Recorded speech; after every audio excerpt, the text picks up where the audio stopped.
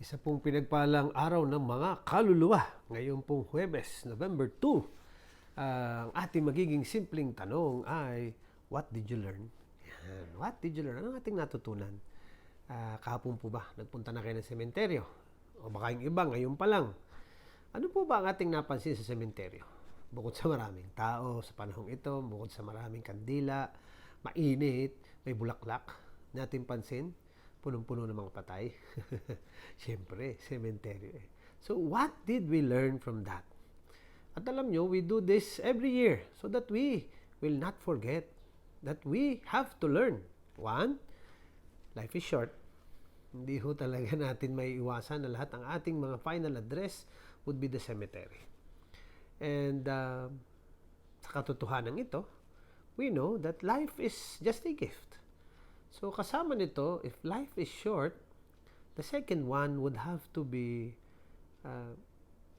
did we live or are we living a meaningful and purposeful life? Ganda kasi, alam niyo mga kapatid, ito yung kahulugan din ng pamumuhay sa mundo eh. We need to live a life that is with purpose, meaningful. And what greater meaning and purpose if it's the one, that kind of life is the one that leads us to Jesus. Ganda ng gospel natin ngayon, hinango kay St. John chapter 6 verses 37 to 40, wherein Jesus speaks about how tayo ay binigay sa Kanya ng Ama. At dahil dito, wala sa ating mawawala kung nakalagay dito if we come to Him, if we go to Him. Sabi dito, whoever comes to me, I shall not turn away. Ito ang sabi ni Lord eh. Ang ganda nga dito. It is the will of Him who sent me that I lose nothing of what He has given me. Kung tayo yun mga kapatid, wow. So we need to live a life na nakatuon kay Jesus. And that cannot be other than a meaningful and purposeful life. And then last, I hope we have learned that talagang mga kapatid, hindi lamang tayo maikli ang buhay, hindi lamang tayo mamumuhay ng may kahulugan, dapat din pala tayo mamuhay din ng may pananampalataya. We need to live lives full of faith.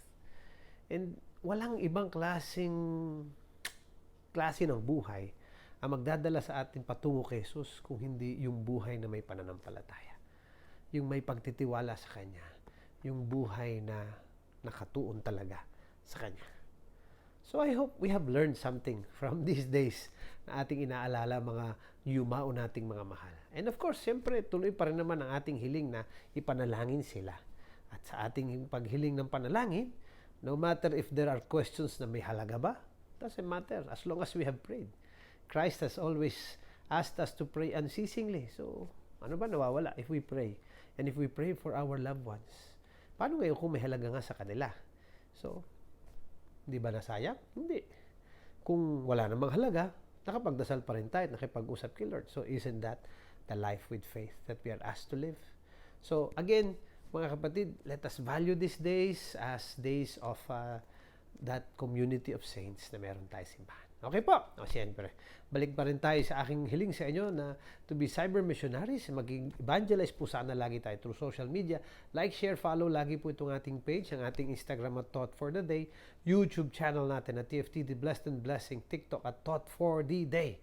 Pagbati natin happy birthday kay Bonifacio Laracas, Iluminada Grimaldo, Delia Mabiog, kay Susan Ladlad ng Apostolado ng Panalangin, happy birthday kay Aisha Recinto, First Bite, thank you Lord Wifey, ganyan na rin kay Brother Boyd Panaligan, kay Lensky Sulueta, kay Hilary Soriano, sa dati ating kasama seminaryo si Jopet Trinidad, kay Sweet Sugar Garciano, kay Johan Montillano, kay Aaron Keith Hoven, kay Joshua Miliano, Emma Peñarubia, Shaina Villanueva. Happy birthday sa inyong lahat and blessings po sa inyong special day. And of course, patuloy pa rin ang ating paghiling ng prayers, lalo na po para sa lahat ng nangangailangan nito, lalo na yung mga sabihin na natin may mga pinagdadaanan sa buhay ngayon. Let's pray for them and let us always continue to pray for peace, lalo na sa mga bansang may mga digmaan katulad ng Ukraine at Israel. At syempre po, ang hindi naman nababago, if talaga namang we have learned something from life and death, di ano pa. Always be blessed and be a blessing.